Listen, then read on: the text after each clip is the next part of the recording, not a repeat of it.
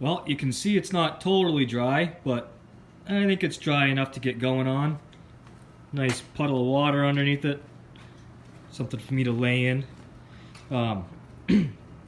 So the first step is I'm going to get this rear end up in the air and replace the gas tank, because it's got a brand new gas tank for it. And you know, when you're going to tackle one of these old cars and you want to get it running, the fuel system is probably the very first thing you should be addressing.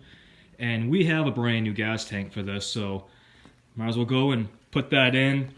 My father has already put a carburetor on this that, oh, guess he's got that kind of on there right now, but it was a carburetor he had hanging around, and he cleaned it up, put in a new accelerator pump, and we'll see how that's going to work out.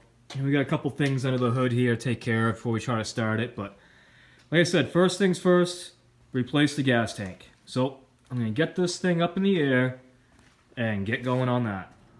So I got the beast up in the air here. A couple things I want to show you real quick. Nice thing about, it's going to be dark under here. Hold on, let me grab my light. Nice thing about this particular model is that there's only one gas tank strap, and I'm lucky because the bolt is actually not too rusted for it. Camera doesn't really want to focus, but so I soaked that down with some PB Blaster. Normally, gas tank straps are a real pain, and you usually are just going to have to replace them. But in this case, that strap actually looks good, and I don't think I'm going to have to replace that strap. Unless my father maybe already has a new one that I don't know about. So, one of the tricky aspects of taking out a gas tank on an old car is you can see the filler neck there, where it's going into the tank. And then you've got this other vent tube that goes into the tank. So you can kind of see in there. So I'm gonna just drop the gas tank and see if those come out. Yeah, we'll see how that goes. If not, I'll have to unbolt the filler neck and wiggle it out after. But I think I might be able to just pull it out all at once.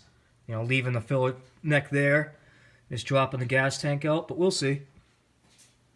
Alright, gas tank is out. It wasn't all that bad. Vent tube was a little bit of a pain. That kind of was a bit of a struggle on that, but it's out. So something I wanted to show you though. Somebody, for whatever reason, decided it'd be a good idea to cut holes. Let's see if I can get my... So you can see that hole there? I don't know if they cut that to get to the bolts for the shocks for some reason. But, so I'm going to fold that all back in, grind it down, and weld it. And in this hole, somebody had probably ran a gas can in the trunk or something at some point. And so that's got to all come out and get welded up. So I don't want any holes in the floor or nothing like that. It's gonna need a new pinion, or not, yeah, pinion seal. But it looks pretty good under here. We've got a brand new exhaust for it already. And let me show you what's going on around here. So while I've been working on this, Dad's been working on the engine. And because we didn't rebuild this, and it was said to be rebuilt, couldn't help it, had to pull a valve cover. And it clearly has been rebuilt. Somebody painted the heads with the valve covers off, which I'm not crazy about that, but that'll just all peel off. But yeah, it's all nice and clean. And so I think we're gonna probably make sure all those valves are free before we go try to turn it over with the starter. And so that's the progress being made.